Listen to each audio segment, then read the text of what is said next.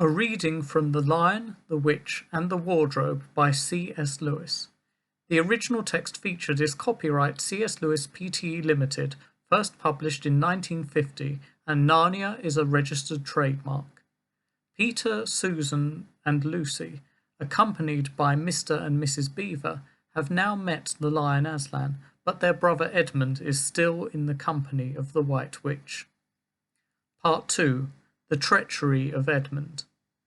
At last the witch halted in a dark valley all overshadowed with fir trees and yew trees. Edmund simply sank down and lay on his face, doing nothing at all. He was too tired even to notice how hungry and thirsty he was. The witch and the dwarf were talking close beside him in low tones. "No," said the dwarf, "it is no use now, O Queen. They must have reached the stone table by now." "4 thrones in Cair Paravel," said the witch. "How if only 3 were filled?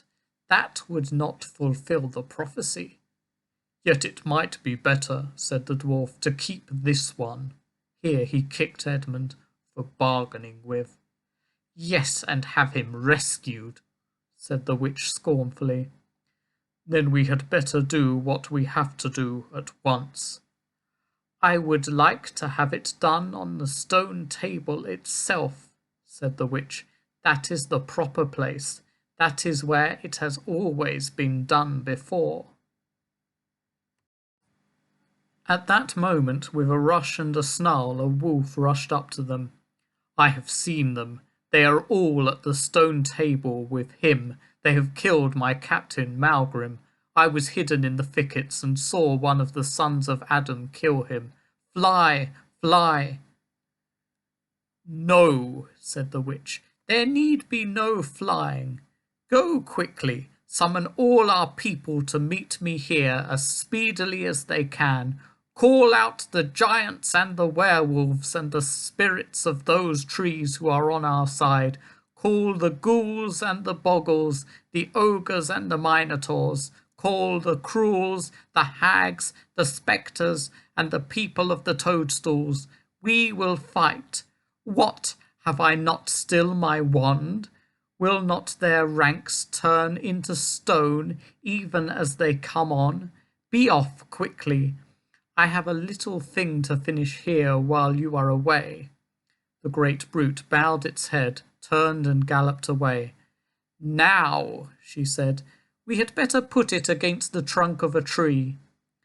Edmund found himself being roughly forced to his feet and bound fast against a tree.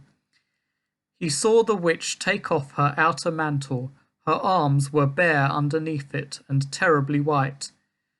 Because they were so very white he could see them, but he could not see much else. It was so dark in this valley under the trees. "Prepare the victim," said the witch, and the dwarf undid Edmund's collar and folded back his shirt at the neck. Then he took Edmund's hair and pulled his head back so that he had to raise his chin. After Edmund heard a strange noise, whizz, whizz, whizz. For a moment he couldn't think what it was. Then he realized it was a knife being sharpened. At that very moment he heard loud shouts from every direction, a drumming of hoofs and a beating of wings, a scream from the witch, confusion all round him. And then he found he was being untied, strong arms were round him, and he heard big kind voices saying, "Let him lie down, give him some wine, drink this, steady now, you'll be right in a minute." Then he heard other voices say, "Who's got the witch? Do you mean she's escaped?"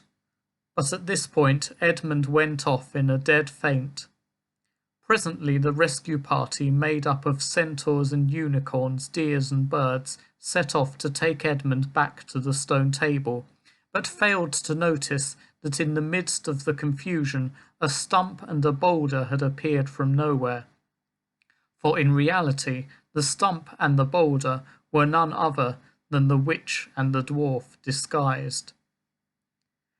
When the other three children woke up the next morning, the first thing they heard from Mrs. Beaver was that their brother had been rescued and brought into the camp late last night, and was at that moment with Aslan. As soon as they had breakfasted, they all went out, and there they saw Aslan and Edmund walking together in the dewy grass apart from the rest of the court. No one ever heard what Aslan said, but it was a conversation which Edmund never forgot. As the others drew nearer, Aslan and Edmund turned to meet them. "Here is your brother," he said, "and there is no need to talk to him about what is past." Edmund shook hands with each of the others and said, "I'm sorry," to each of them in turn, and everyone said, "That's all right," and then everyone wanted very hard to say something ordinary and natural, but before they had time to feel awkward, one of the leopards approached and said, "Sire, there is a message from the enemy who craves audience." "Let him approach," said Aslan. The leopard went away and soon returned, leading the witch's dwarf. "What is your message, son of earth?" asked Aslan. "The Queen of Narnia and Empress of the Lone Islands desires a safe conduct to come and speak with you on a matter which is as much to your advantage as to hers." "Queen of Narnia, indeed," said Mr. Beaver, "of all the cheek." "Peace, Beaver," said Aslan. "All names will soon be restored to their proper owners. Tell your mistress, son of earth, that I grant her a safe conduct on condition that she leaves her wand behind her at that great oak." A few minutes later, the witch herself walked out on the top of the hill and came and stood before Aslan. The three children who had not seen her before felt shudders running down their backs at the sight of her face, and there were low growls among the animals present. Though it was bright sunshine, everyone felt suddenly cold. The only two people present who seemed to be quite at ease were Aslan and the witch herself. "You have a traitor there, Aslan," said the witch. Of course, everyone present knew that she meant Edmund.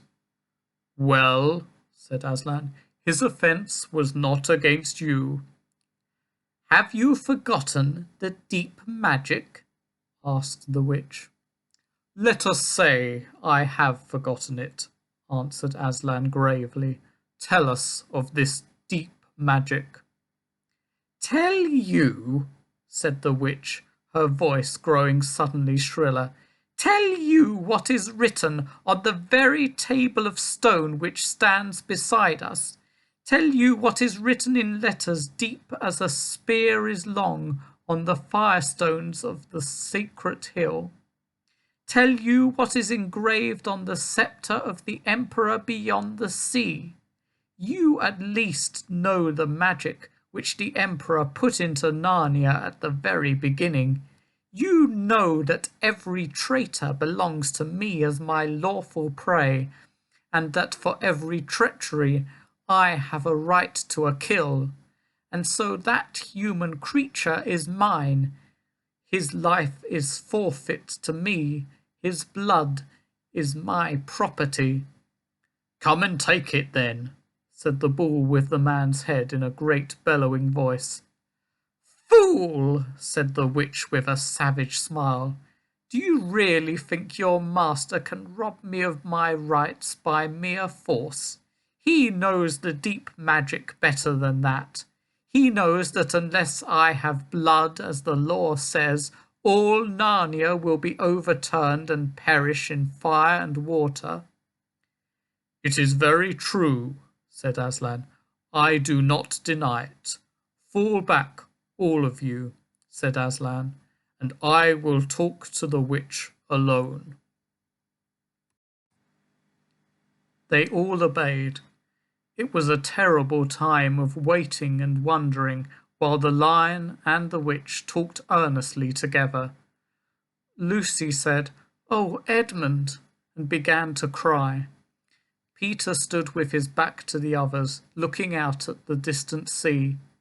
Everyone became perfectly still in the end, so that the only small sounds were heard, such as the bumblebee flying past or the wind rustling the leaves. And still the talk between Aslan and the White Witch went on. At last they heard Aslan's voice. "You can all come back. I have settled the matter. She has renounced the claim on your brother's blood." All over the hill there was a noise, as if everyone had been holding their breath and now begun breathing again, and then a murmur of talk. The witch was just turning away with a look of fierce joy on her face when she stopped and said, "But how do I know my promise will be kept?" Aslan roared, half rising from his throne, and his great mouth opened wider and wider, and the roar grew louder and louder, and the witch, after staring for a moment with her lips wide apart, picked up her skirts and fairly ran for her life. To be continued. In the next part, Aslan must pay a terrible price.